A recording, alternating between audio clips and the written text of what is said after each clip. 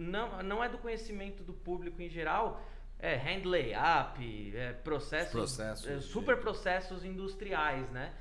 Como que vocês veem isso agora, principalmente com a expansão, né? Comentava com vocês, a Zara, uma das empresas de roupa mais famosas do Brasil, está vendendo agora pingente de resina, a gente encontra em shopping. Como que vocês veem tudo isso?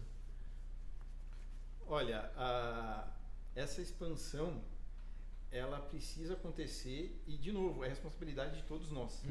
Tá? Eu acho que hoje nós temos uma grande vantagem comparado com o que acontecia há 30, 40 anos atrás, que todo mundo tem um negocinho desse que a gente tem acesso a tudo, né? E é muito fácil hoje em dia, com 2, 3 cliques, com uma ligação que você faz, você conseguir mais informação.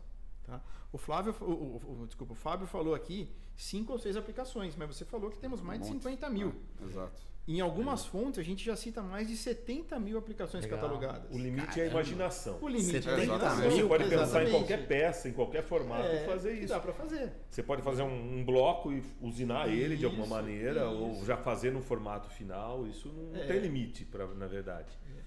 Tanto na parte de bijuteria, quanto na parte de decoração, que a gente estava falando o vidro líquido, que na realidade não é vidro, né? Que é uma outra aplicação, está ganhando mais espaço nisso. Revestimento de portas e de outros tipos de mobiliário também. A parte de construção civil, na parte de pultrusão, que aí estamos falando de compósitos, que você tem vigas que substituem.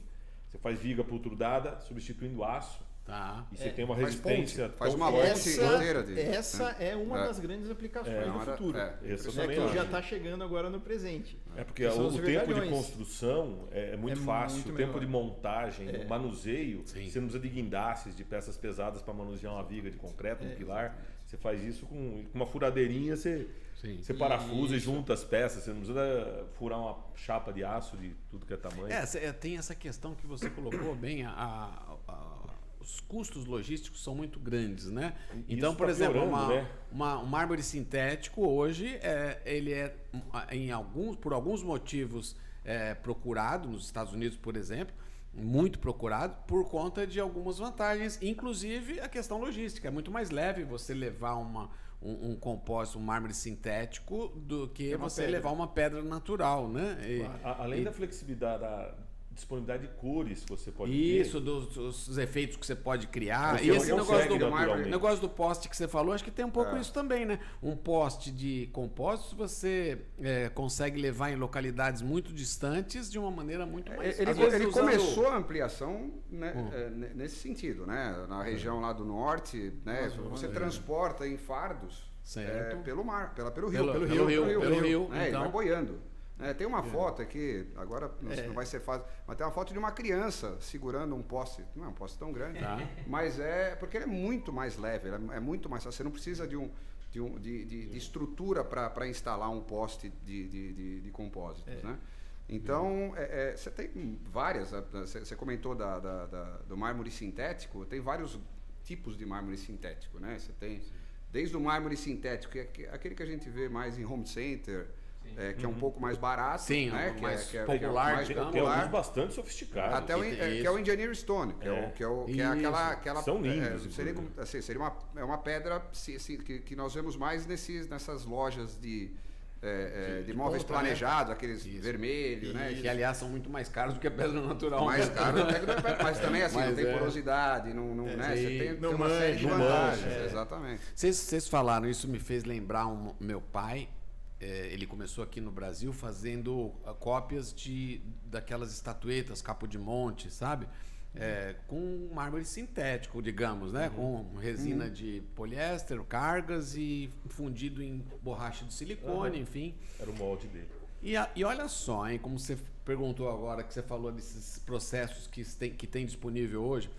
Um belo dia o meu pai cortou uma prancha de madeirite em forma de U, cortou 2 pranchas em forma de U, colocou um molde da própria resina no meio, criou um eixo e ele fazia o seguinte: com o eixo ele virava esse molde e com essas madeiras em forma de meia-lua, ele além de virar o molde, ele punha para trás e punha para frente. E o que ele conseguiu com isso? colocava muito menos produto e fazia com que... Colocava o catalisador ali e fazia com que ele ia reagindo devagarinho e a peça ficava oca e muito mais leve. O que ele fez aí? Uma rotomoldagem. Não é uma coisa... É verdade, da cabeça dele. Não é uma coisa louca? Ele tirou da cabeça dele e falou assim, pô, esse negócio... Ele jamais imaginou que aquilo fosse chamar rotomoldagem. Exatamente.